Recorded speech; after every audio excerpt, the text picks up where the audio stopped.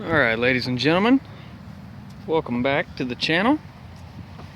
And today, what I've got for you is an Untitled Wildcat Trail XT.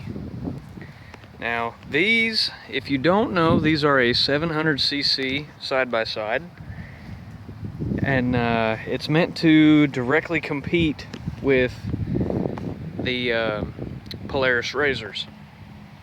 Now, even though it is only a 700, the Polaris Razor 900 puts out around 50 horsepower. 50 to 55 if I'm correct. The Wildcat XT puts out over 60, even though it's only a 700. So this thing really packs a punch for being a 50-inch wide side-by-side. This thing will seriously haul. Getting right into things, they added, the previous owner, this is a used model, they added these mud flaps. From factory, you can see you get Fox shocks. These are factory shocks, and they are completely aluminum housing, and they are rebuildable. They're not the cheap steel shocks like what some other companies put on their stuff. These are completely rebuildable Fox shocks. Coming around the front, this one is a four-wheel drive model, of course, and it does have Carlisle tires on it. The size is 25 by 8 by 12 on the front,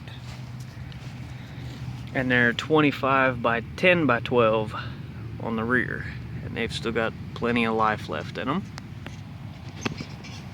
They've got some flaps put on the back here as well. This one's got a few extra goodies thrown onto it. I like that green though. That green looks really cool. This one's got a roof kit, and attached to the roof, as you can see, is a nice Cree LED light bar, and it's very bright.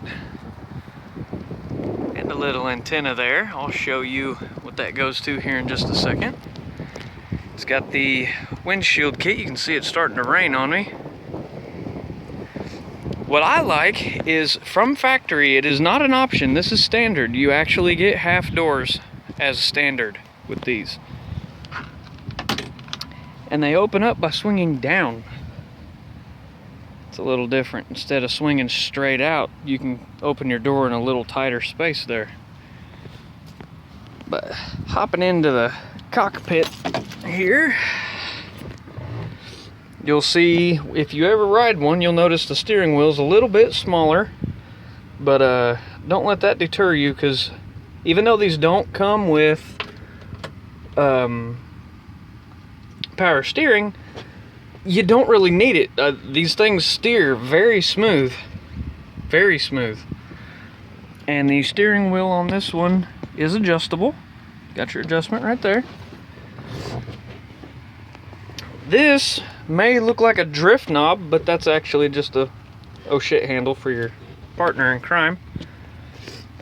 This one's got a Kenwood head unit, if my phone will focus. There we go.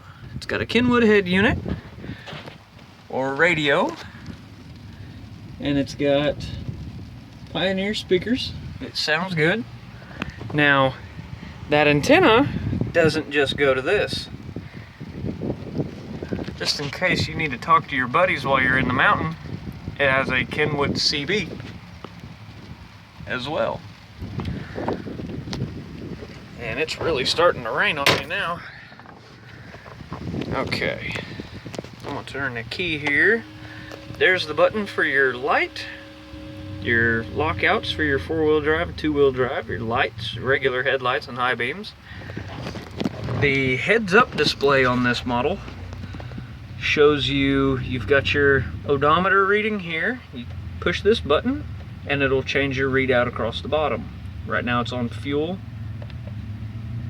You have temp, voltage, the intake temperature, attack, okay, If you press the center there where it says 959 miles,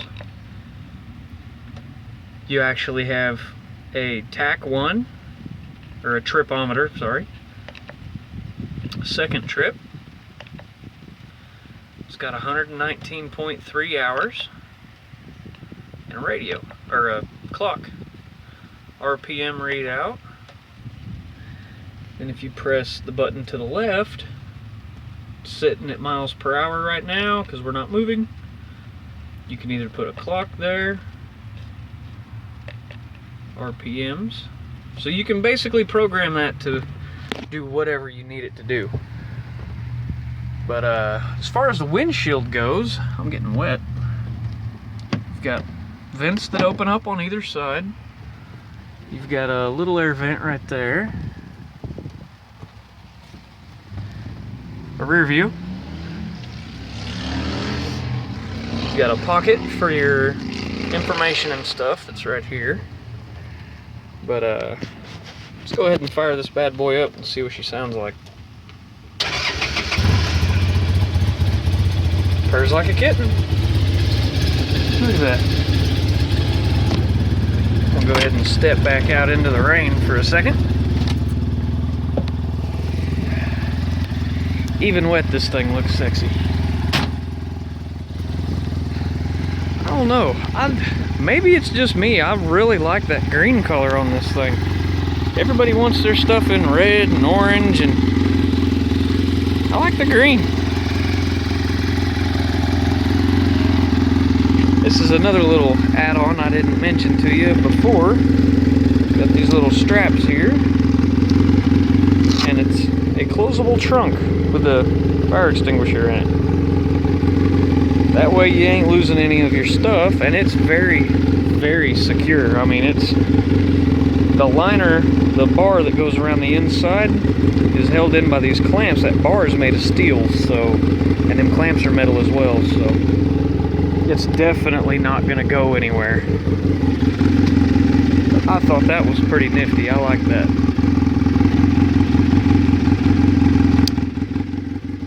I'll button that other one here in just a moment.